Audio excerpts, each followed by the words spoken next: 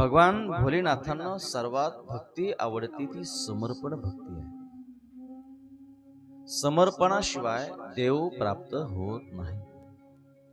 मायबाप जोपर्यंत आपण पूर्ण जीवन त्याला अर्पित करत नाही तोपर्यंत तो त्याचं फळ तोही आपल्याला अर्पित करत नाही. थोडंही आपल्या भक्तीमध्ये शंका कुशंका असेल, कमतरता असेल तरीही तो येत नाही. ऐकताय ना सगळे? हो की नाही? ऐकताय ना? तुम्हाला शिकू का? एक गोष्ट शिकवतो. मी शिक्षक आहे तुमचा.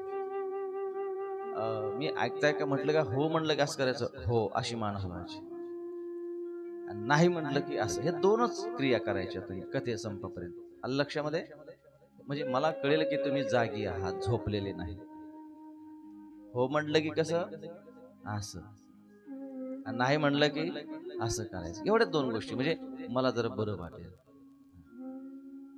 तुम्ही जर हल्ला नाही, काही बोलला नाहीत आणि सारखं माझ्याकडे पाहत राहिलात तर मला शंका येते आहे का? कारण काय भरोसा नाही हो. काय काही माणसं असे पाहतात, भीती वाटते. म्हणून हालत जा रे बाबा, मला फार भीती वाटते. आणि काही माणसाची सवय अशी की ते पाहत राहतात, डोळे उघडे असतात, पण माऊली महाराज मुळे महाराज ते झोपलेले असतात. म्हणून तुम्हाला जागे करण्याकरता ते हर हर महादेव हे नामघोष आहे. ऐका, समर्पण बोलतोय मी की भगवंताला समर्पण ही भक्ती अत्यंत आवडते. तुम्ही कितीही भक्त असाल पण देवाला समर्पण नसाल तर ती भक्ती शून्य आहे. समर्पण अतिशय तुम्ही जर एक पुढचं बोलतो मायबाप, शास्त्रानं असं काही सांगितलं गेलंय की तुम्ही महापापी आहात, दुराचारी आहात, तुम्ही चांडाळ आहात, तुम्ही आतापर्यंत देवाचं पापच करत आलात. म्हणजे या प्रपंचामध्ये कधी पुण्य केलंच नाही, तुम्ही पापच करत आलात. पण ऐका, महापाप अख्खं जीवन त्या महापाप करण्यामध्ये जाते, दुराचार करण्यामध्ये जाते, लोकांना त्रास देण्यामध्ये जाते. पण अंती ज्यावेळेस तुम्ही जर हे सगळं सावरून जर पूर्णपणे जर देवाला समर्पण व्हाल तर मागच्या पापाचा विनाश होतो. ते पाप वर्ज्य होतं कधी समर्पण झाल्यानंतर. म्हणजे समर्पण भक्ती एवढी अलौकिक आहे की तुम्ही महापापी असले पण जर समर्पण तुमच्या मनात आलं तरी केलेले पाप, केलेला गुन्हा हा माफ केला जातो. पुढे एक उदाहरण देतोय. समर्पण देवाला फार आवडते. त्याला आपलंसं केलं की केलेले पाप हे शून्य होतात, क्षमा केल्या जाते. म्हणतात ना की कितीही गुन्हा केला पण जर आपण समर्पण झालं तर शिक्षा कमी होते. बरोबर आहे ना? तुम्ही चोर आहात, आपण गुन्हा केलाय, कोणाची तरी हत्या केली, पण स्वतःहून समर्पण झालं तर आपली थोडीफार शिक्षा कमी होते. म्हणजे समर्पण हे सगळ्यांनाच मान्य आहे. ऐका, समर्पण फार महत्वाचं आहे. संप्रदायामध्ये येत असताना अगोदर तुम्ही जर महापापी असाल, दुराचारी असाल, पण संप्रदायाचे नियम असे आहेत की संप्रदायामध्ये येत असताना तुम्ही आतापर्यंत कधी मुखावर भजन केलं नाही, कानाने भजन ऐकलं नाही, कधी कथा नाही ऐकली, लोकांची निंदा करत आले, पण तरीही तुमच्या मनामध्ये संप्रदायामध्ये येण्याची भावना, ती पवित्र भावना जर निर्माण झाली आणि इकडे येऊन जर संप्रदायाला समर्पण केलं आणि ही दिव्य माळ जर तुम्ही गळ्यामध्ये टाकली तर संप्रदाय असं सांगतोय की केलेली पाप ही तुम्हाला क्षमा केल्या जाते, माफ केल्या जाते. कधी इकडे समर्पण केल्यानंतर. पण पुढे असं सांगितलंय, इकडे आलात पण इकडून परत जर तिकडे गेला तर पुन्हा तुम्हाला क्षमा नाही, नाही, नाही, क्षमाच नाही, क्षमा नाही. मग त्यानंतर तुम्ही इकडेही आले तर मग फायदा नाही. एकदाच एकमेव चान्स, ओनली वन, एकदा चान्स,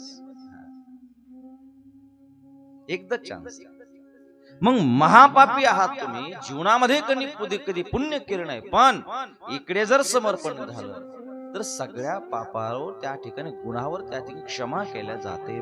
पण पुढे इकडून जर परत तिकडे गेला तर मग काहीही केलं, कितीही पूजा केली, किती आराधना केली, तर त्याला क्षमा नाही.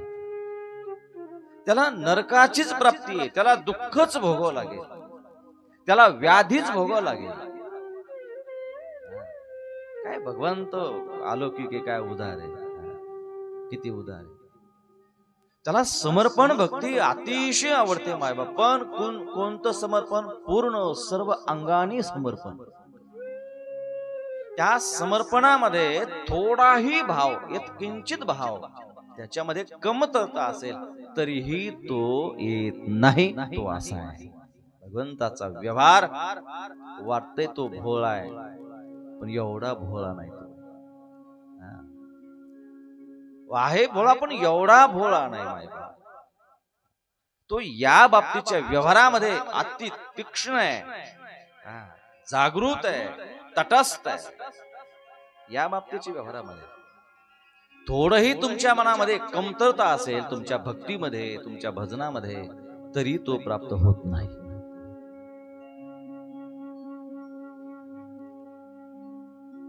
द्रौपदीचं तुम्ही भागवत कथा कितीतरी ऐकल्या असेल आतापर्यंत.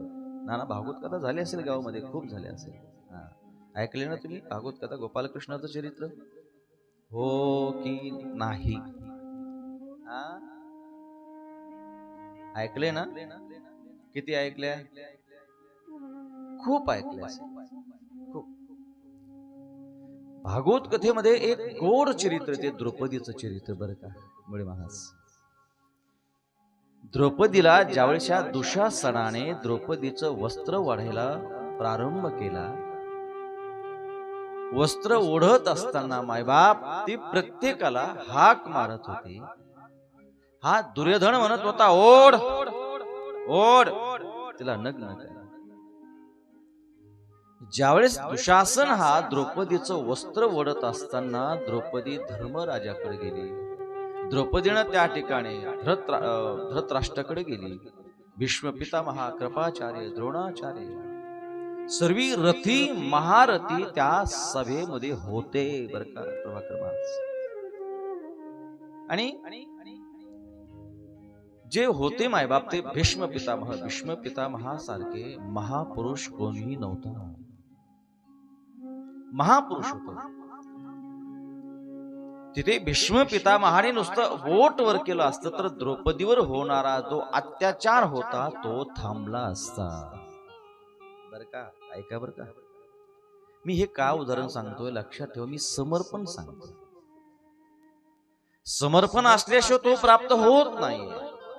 हा तो दुशासन साडी ओढतोय, तिथे महान रथी महारथी जे शासन चालत होते, ज्यांच्यापासून हे शासनच उत्पन्न झालंय, शासनाचे नियम उत्पन्न ज्यांनी केले ते सुद्धा तिथे हजर होते. भीष्म पितामह.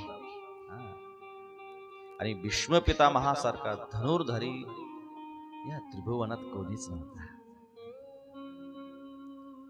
पण ज्यावेळी द्रौपदी दुशासन हा साडी ओढतोय, वस्त्र ओढतोय, आणि द्रौपदीनं प्रत्येकाकडे पाहावं, भीष्म पितामहाकडे पाहावं, सगळ्यांना मदत मागावी. पण मायबाप तेवढ्या सभेमध्ये रथी महारथी असताना सुद्धा द्रौपदीची मदत कोणीही केली नाही. जे द्रौपदीचे 5 पांडव जे होते की आज त्रिलोक्यावर सुद्धा विजय मिळवण्याची शक्ती, ती दिव्य शक्ती 5 पांडवांमध्ये असताना सुद्धा ते सुद्धा खाली मान घालून उभे होते. द्रौपदीनं सगळ्यांना मदत मागितली पण कोणीही द्रौपदीची मदत नाही केली. शेवट काय झालं? दुःशासन, मला पुढचं चरित्र हे फार फार फार अलौकिक चरित्र विस्तारित आहे की त्यानंतर बाकीच्याने मान का घातलं, खाली घातली, त्यानंतर भीमच का उठला, भीमानीच का प्रतिज्ञा केली, बाकीच्याने का हे जे गुह्य रहस्य जे ना महाभारतामध्ये फार सुंदर आले. कारण त्यामध्ये फक्त भीमच उठला आणि भीमाने प्रतिज्ञा केली होती, ज्यावेळी दुर्योधन म्हणला होता, ए दुःशासन आण आणि बसव माझ्या मांडीवर. त्याच सभेमध्ये त्या भीमानं प्रतिज्ञा केली होती की हे दुर्योधना, आज मीही प्रतिज्ञा करतो, ज्या द्रौपदीला माझ्या पत्नीला तू तुझ्या मांडीवर बसण्याचा ही विचार करतो ना, बघ एक ना एक दिवस तुझ्या त्याच मांडीच्या चिंधाड्या केल्याशिवाय मी राहणार नाही. ही भीमाची प्रतिज्ञा, ही प्रतिज्ञा मी नाही पूर्ण केली तुम्ही मला स्वतःला भस्म करून टाकेल, संपूर्ण टाकेन स्वतःला. ही भीमाची प्रतिज्ञा आहे. आता हे थोडं गुह्य रहस्य, मला ते सांगायचं नाही, तिकडे मला जायचं नाही की भीमानेच का प्रतिज्ञा केली. हे थोडं हा आगळा वेगळा भाग आहे, हा महाभारतातला विषय, आणि कधीतरी भागवत कथेच योग आलं तर हेही सांगून टाकेल. आणि पांडवाचं हे चरित्र आहे की सगळंच चरित्र जाणून घेण्याचा प्रयत्न केला नाही पाहिजे. भाव आहे तसा ठेवा. म्हणतात तर पांडवाचं कुळ कधी पाहायचं नसतं. अभंग बघा, द्रौपदीनं सगळ्याला त्या ठिकाणी प्रतिज्ञा केली, कोणीही द्रौपदीच्या मदतीला नाही आलं मायबाप. आणि त्यानंतर द्रौपदीला वाटलं आता कोणी माझ्या सोबत नाही, कोण माझी मदत करणार नाही. ना भीष्म पितामह, ना द्रोणाचार्य, ना कृपाचार्य, ना धृतराष्ट्र, तो तर आंधळाच होता रे मायबाप. काय करावं, कोणाला मदत मागावी. आणि द्रौपदी तर स्त्री आहे रे. धृतराष्ट्र हा जो दुःशासन होता, शक्तिशाली होता, कुठपर्यंत पुरणार आहे. द्रौपदी ओढत होता. द्रौपदी भीक मागते, आरडते, ओरडते, रडते, कोणी मदतीला नाही आलं त्या स्त्रीच्या. अरे जी द्रौपदी कधी मोठ्यांच्या समोर कधी पदर पडू दिला नाही, एवढी मान मर्यादा द्रौपदी सगळ्यांची ठेवत आली मायबाप. आणि आज त्या सभेमध्ये सगळ्याच्या समोर द्रौपदीचा पदर खाली पडला गेला. आज द्रौपदीला वाटलं की मला आता इथे कोणी मदत करत नाही, वास माझ्या कृष्णाशिवाय, माझ्या कानाशिवाय कोणीही इथे येणार नाही. आणि द्रौपदीनं धावा केला होता, कोठे गुंतला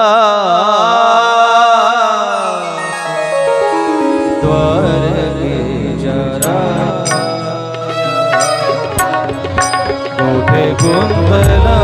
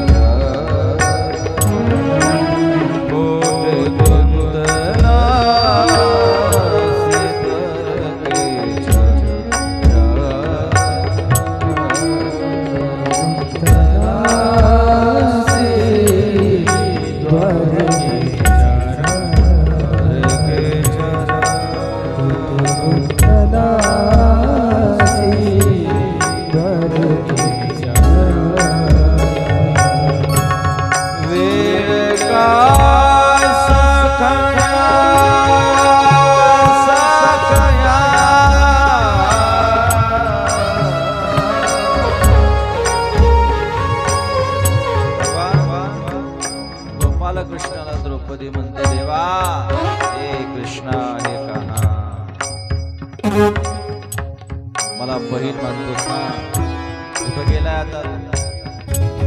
अरे बघ काय अवस्था आहे माझी, कोणी येत नाही रे कृष्णा, कोणी धावत येत नाही रे कान्हा. बघ जे दिपाळ त्रिलोक्यावर विजय मिळवणारे असणारे माझे पती, त्यांचा माझ्या अर्जुनाचा गांडीव सुद्धा आज शांत आहे, भीमाची गदाही आज शांत आहे, धर्मराजाचा धर्म तोही शांत आहे. जय भीष्म पितामह धनुर्धारीमध्ये त्यांच्या सोबत युद्ध कोणी करू शकत नाही. कान्हा प्रत्येकाने हात पसरलेत की कृष्ण कृष्णा हे कोणी येत नाही रे कृष्णा, मला तुझ्याशिवाय कोणीच नाही. अरे आज एवढी हाक तुला मारते. अरे एक दिवस त्या ठिकाणी पंक्तीमध्ये वाढत असताना माझा पदर थोडा घसरला रे. धावत आलास तू, माझा पदर व्यवस्थित केलास कृष्णा. आणि आज आज आज हा दुःशासन त्या ठिकाणी मला माझी साडी ओढतो. कृष्णा कुठेस तू, कसा शांत बसलात आज? आज काय तुला मी आहो ते हाक मारते. कुठं गेलास रे कृष्णा? द्रौपदीने एका हातामध्ये पदर धरावा आणि एक हात वर केला. द्रौपदीने कृष्ण कन्याला हाक मारते, कान्हा कान्हा एक करून त्याने हाक मारते माझ्या कृष्ण कन्याला. हे कृष्णा धाव रे बाबा, धाव कृष्णा, धाव कृष्णा मी करून त्याने हाक मारते रे माझ्या कृष्णा. का तू येत नाही? का माझा अपराध झालाय? अपराध आहे माझा? काय गुन्हा केला रे? आज आज द्रौपदीची लज्जा गावाला लागली आज आणि तू येत नाही. द्रौपदीने एक हात वर करावा आणि एका हाताने देवाला हात वेळ का सखया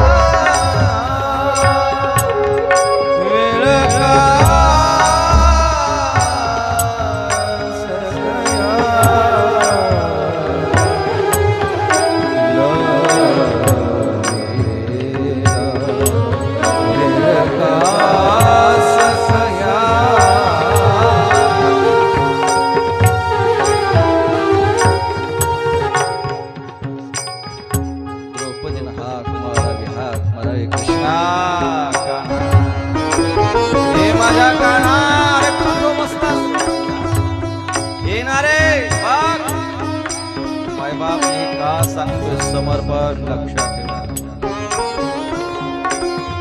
द्रौपदी हाक मारत असताना एका हातामध्ये पदार आहे द्रौपदीच्या, एका हातामध्ये हाक मारते कृष्णा कृष्णा कृष्णा कृष्णा.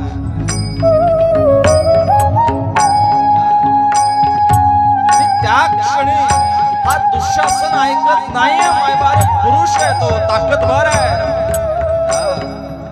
द्रौपदीला आता मात्र शक्ती राहिली नाही, सहनशीलता राहिली नाही. तो साडी ओढतोय मायबाप. आता शक्ती संपूर्ण गेली द्रौपदीची.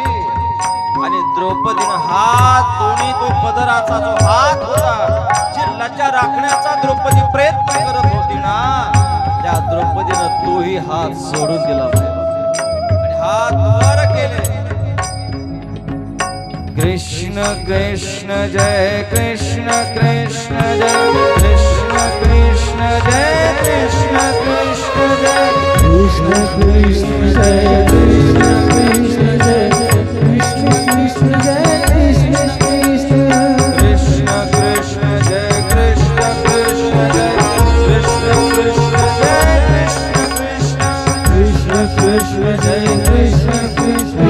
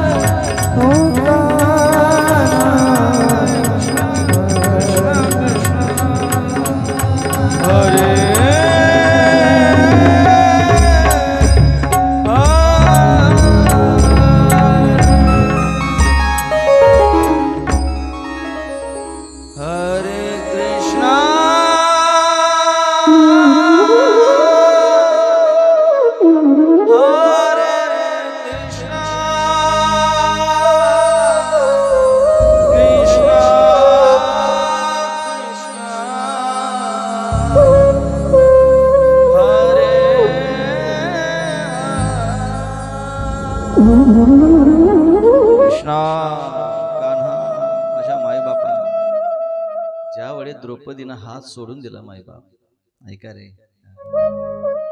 मी करमणूक करत नाही, मी तुम्हाला समर्पण सांगतो.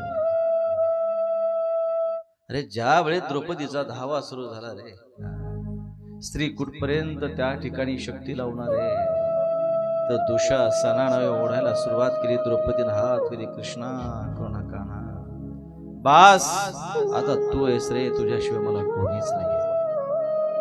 हा शब्द भगवंताला एवढा आवडतो ना मायबाप, देवा बास तूच आहे आणि तुझ्याशिवाय मला कोणी नाही. मायबाप हे समर्पण आहे ना, ईश्वराला प्रगट करणार आहे, त्याला प्रत्यक्ष प्रगट करणारे सर्वात महान मंत्र आहे की तू बास देवा तूच आहेस आणि तुझ्याशिवाय मला या जगतामध्ये कोणीच नाही आहे, बास तू आहे. जेवढं तुम्ही देवाचं नाम घेताना तेवढं तो लवकर प्रगट होणार नाही. ज्यावेळेस त्याला म्हणाल ना, भगवंता तुझ्याशिवाय मला कोणीच नाही, काय जे आहे ना फक्त तू आहेस रे देवा, तू आहेस, तू मला सोडू नकोस देवा, तू सोडलं ना मी पोरका होईल रे, कोणी नाही रे मला तुझ्याशिवाय.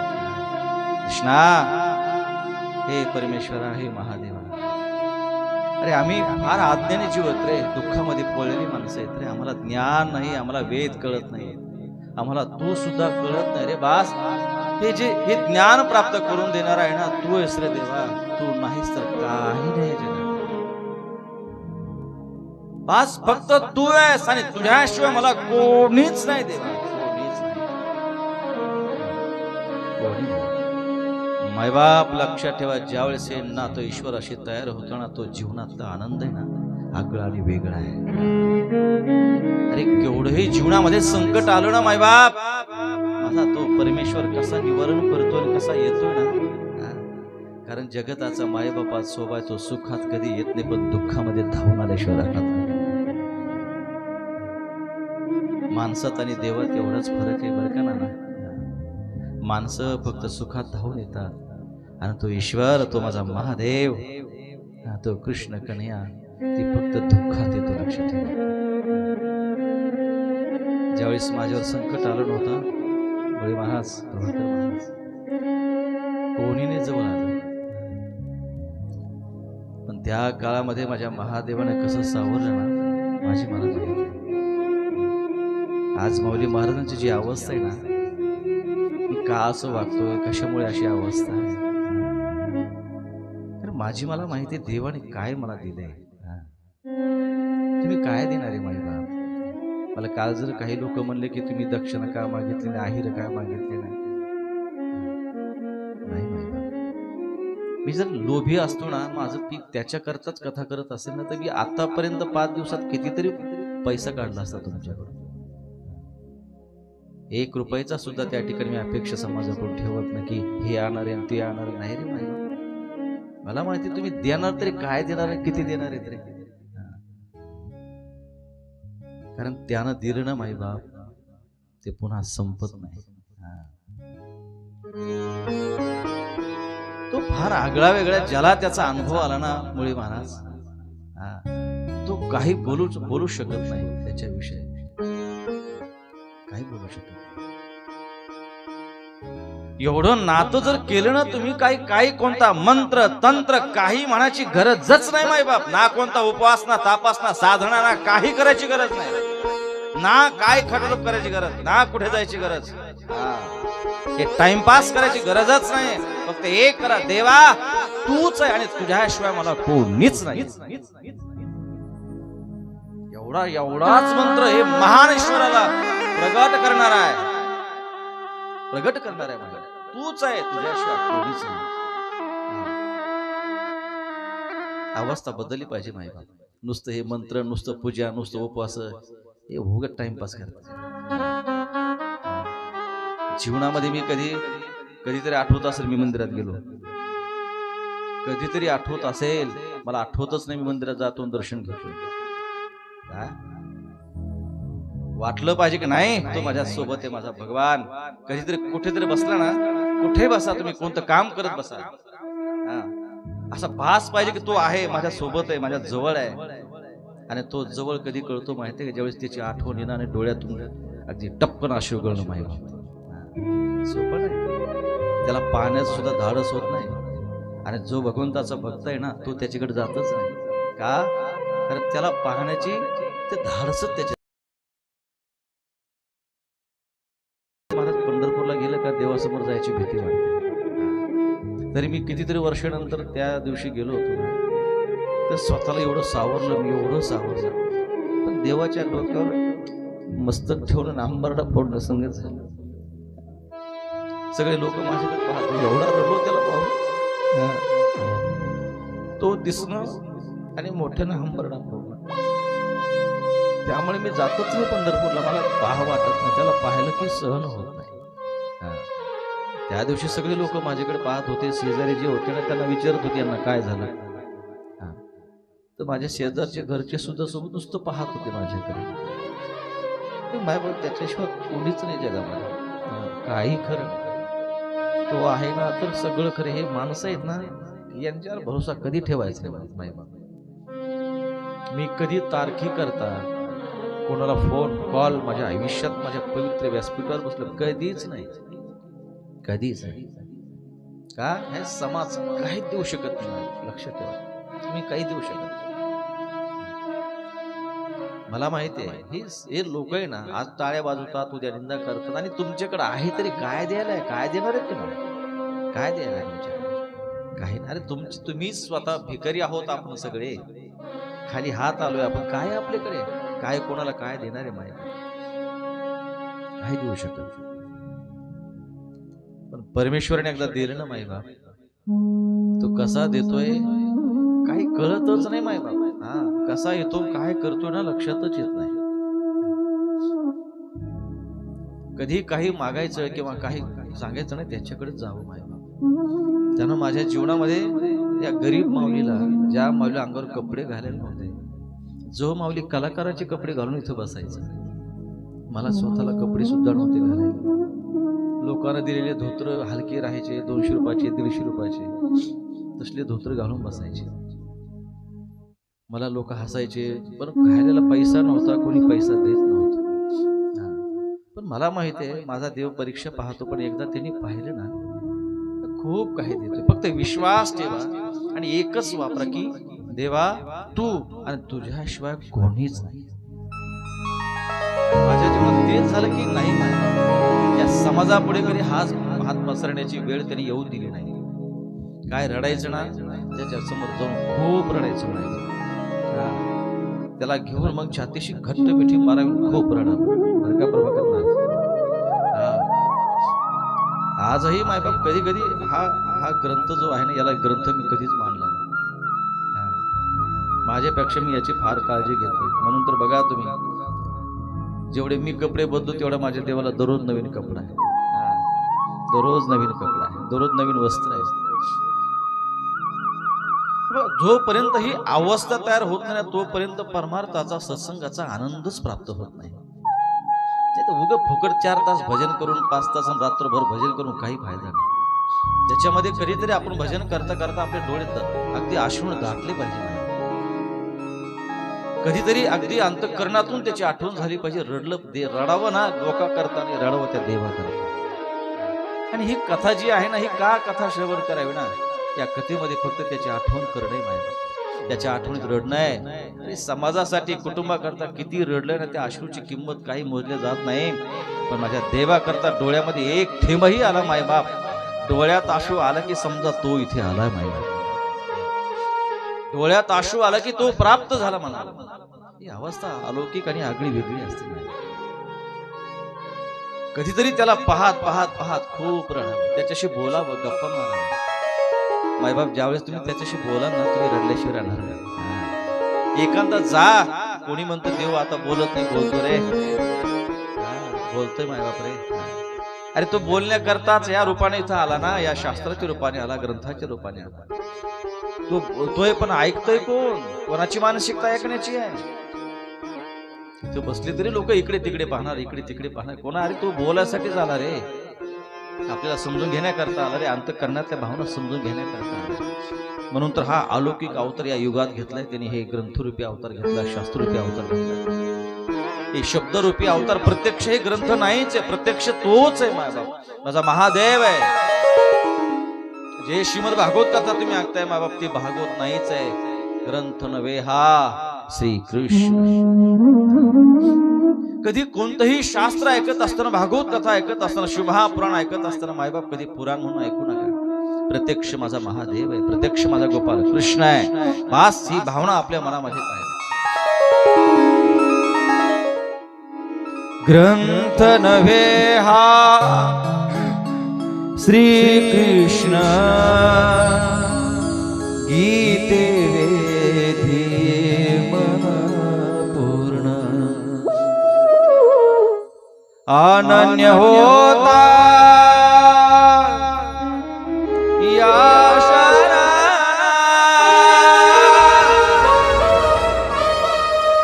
खचित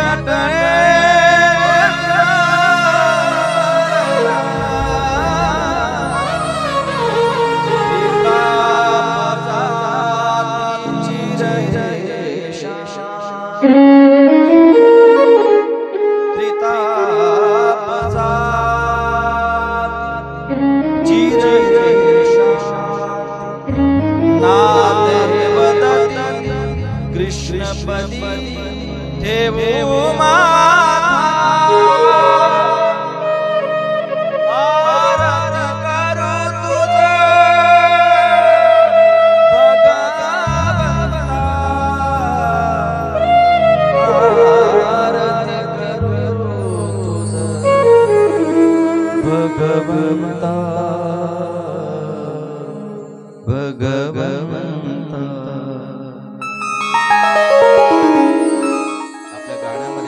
आपल्या प्रत्येक क्षणी तो भाव असणं फार महत्वाचा आहे.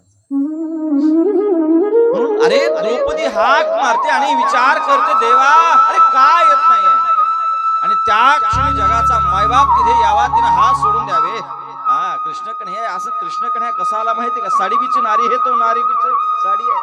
हा, तो साडी झाला. दुशासन ओढून ओढून चक्कर येऊन खाली पडला, पण द्रौपदीच्या अंगावर वस्त्र अगदी अजिबात त्याची किंमत कमी झालं नाही. मायबाप बेशुद्ध पडला, आणि त्यावेळेस कृष्णानं द्रौपदीकडे पाहिलं, दर्शन दिलं, आणि द्रौपदी बोलते मी समर्पण सांगतो लक्षात ठेवा. कृष्णा हे का हे कृष्णा कार्य परीक्षा पाहतोस आता कशाला आलास रे? हक्क आहे रे, ज्याचा देवर हक्क आहे ना तोच बोलू शकतो. बोट करून लक्षात ठेवा, कोणी बोलू शकत नाही. जरा लायकी तपासा. कधी देवाचं उठायचं सुटायचं, मंदिरात जाऊन नवसं करायचे. लायकी बघावी की आपली मागण्याची पात्रता आहे का देवाला. कधी उठण सुट देवाला काही मागायचं नवसं करायचे. कोणी शिकवलं? जरा अंधश्रद्धा बंद करायचं. जरा हे उठण सुट जावं भगवंताला मागत बसा. पहिली पात्रता बघा, लायकी बघा की मी त्याला मागण्याच्या पात्रतेत आहे का, मी लायकी का माझी मागण्याची. चरित्र का सांगतोय मी, का बोलतोय की पूर्ण समर्पण, आणि यात किंचित सुद्धा त्या समर्पणामध्ये जर कमतरता असेल तरी तो प्राप्त होत नाहीये. आणि याकरता हे महान प्रमाण हे द्रौपदीचं उदाहरण प्रमाण आहे. यापुढे काय प्रमाण द्यावं? अरे द्रौपदीनं देवाला बोलायला सुरुवात केली, देवा कृष्णा हे का कशाला आलंस रे? कारण द्रौपदीचा हक्क आहे. माझ्या जिजाईनच म्हणावं ए विठ्या, तिचा हक्क आहे माझ्या. तरी देवानं जिजाईच्या पाठीमागं पळावं. हे शब्द फक्त माझ्या मातेच्या मुखातूनच शोभतात, ते आपण नाही बोलावं. आपलं असं कर्म करावं, अशी भक्ती करावी की त्याच्यावर आपला हक्क निर्माण व्हावा. अरे भांडायचं कोणाला? या समाजाला भांडून काही मिळत नाही. लक्षात ठेवा माता माऊली, या समाजाला हे दुःख सांगून काही फायदा नाही. या समाजासमोर रडून काही फायदा नाही. कारण हा समाज असा आहे, दुःख ऐकत असताना रडून ऐकतो, आणि लोकांना सांगत असताना हसवून सांगतो. लक्षात ठेवा, समाज आहे, समाज आहे. ऐका द्रौपदीचा संवाद आहे. कृष्णा कशाला आलास रे? काय गरज आहे येण्याची? अरे बाग त्या दुशासन त्या ठिकाणी साडी ओढत होता, माझी वस्त्र ओढत होता, का नाही आला? किती हाक मारली, किती आळवणे केली, कुठे गुंतला असे, आणि आता आलास? का नाही आलास रे? का उशीर लावलास तू? कृष्ण कन्हैयाला द्रौपदीकडे पाहून हसावं. अरे आता काय झालं तुला हसायला? आज मी या संकटामध्ये, मी दुःखामध्ये, आणि मला पाहून हसतोय? सारखं कृष्ण कन्हैयाला द्रौपदीकडे पाहून ऐका आता समर्पणाचं उत्तर कसं आहे. एक सांगू का मायबाप पुढे? प्रभाकर महाराज देवाची भक्ती करायच्या अगोदर पूजा करायच्या अगोदर त्याच्या अंतःकरणातल्या भावना जाणून घ्याव्यात. बरं का? उगं हे न्यायचं ते न्यायचं मंदिरात उगं ताट भरून नेल्यापेक्षा त्याला काय लागतंय ना मायबाप, आपलं ताट भरून काही फायदा नाही. तुम्ही भलं मोठं 1000-2000 ताट भरत असाल, फायदा नाही. पहिला त्याच्या अंतःकरणातला विचार करा, देवाला लागतंय काय, त्याचा विचार करा. द्रौपदीनं कृष्णाकडे पाहत होती, हसत होती. रे कृष्णा काय हसतो रे? काय झालं तुला असं? कृष्ण कन्हैयानं द्वारकाधीशानं बोलायला प्रारंभ केली. द्रौपदी सांगू तुला, अगं तुला आठवत ना की तुझ्या मस्तकावरला डोक्यावरचा पदर फक्त 1 इंच घसरला होता की मी पळत आलो, आणि तुझ्या डोक्यावरचा पदर तुझ्या अंतःकरणात हीच भावना होती ना का? अरे जो मुंगीच्या पायातला घुंगराचा आवाज ज्याला येतोय रे, तो आपल्या अंतःकरणातलं का ऐकणार नाही? अरे ज्यानं अंतःकरण त्यानं बनवलंय, ज्यानं अंतःकरण बनवलं त्याला अंतःकरणातल्या भावना का कळणार नाहीत? आपण काय गुन्हा करतोय? देवा मला हे द्या, काय मागताय? त्याला चट कळतंय काय मागणार आहे तुम्ही? द्रौपदी तुझ्या मनामध्ये असंही भावना आली होती की कृष्णा अरे पंक्तीमध्ये वाढत असताना माझा पदर फक्त थोडा घसरला होता आणि तू पळत आला नाही, माझी लज्जा राखलीस. आणि आज हा दुःशासन माझी साडी ओढतोय, का नाही आलास रे? अरे त्या दिवशी मी तुला हाक मारली नव्हती तरी आला, आणि आज हाक मारून सुद्धा का नाही आला रे? सांग ना रे, ए माझ्या राजा, का नाही आले? ए माझ्या काना, का नाही आलास? कृष्णाने उत्तर दिलं मायबा. आपल्याला ज्या उत्तराची अपेक्षा ते उत्तर असं दिलं. द्रौपदी, एक सांगू, हे बघ, मला यावं वाटतं, मला मदत करावी वाटते. प्रत्येकाची माझा स्वभाव आणि मी आहे त्याच्याकरता. फक्त माझ्या भक्तांचं संरक्षण करणं, त्यांची सेवा करणं. देव सेवा करतो माहिती. ऐका, देवाचे शब्द किती गोड आहे. अगं, माझा जन्म मी आहे त्याच्याकरता, माझी निर्मिती त्याच्याकरता आहे. फक्त माझ्या भक्ताची सेवा करणं.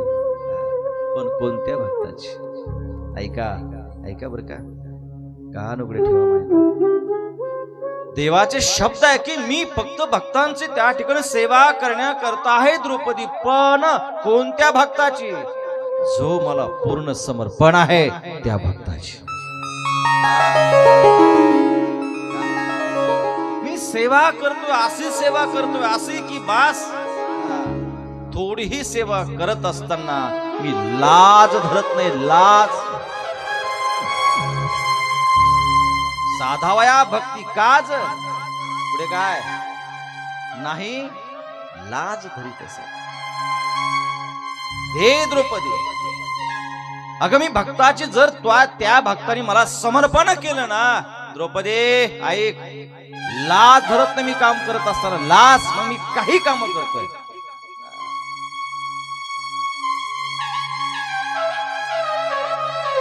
माझ्या देवानं चोखोबाच्या पत्नीचं बाळतपण सुद्धा केले, लक्षात ठेवा.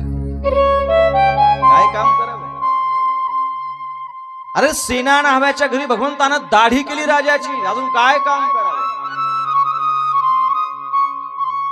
सज्जन कसायला भगवंतानी मास शिकू लागावं, काय करावं देवाने काम? भक्त जर पूर्ण समर्पण असेल तर जगाचा मायबाप काम करत असताना लाज धरीत नाही, लाज धरीत असे. पण तेवढी पात्रता आणि तेवढी लायकी निर्माण पाहिजे, लक्षात ठेवा. नारळ फोडून तो प्राप्त होत नाही. नुसतं उपवासन 3-3 किलो शब्दाने खाऊन एक टाइम जेवण प्राप्त होत नाही. मी लोकांना सांगतो, हे द्या सोडून रे, याला जे लागतं 3 टाइम द्या याला खायला.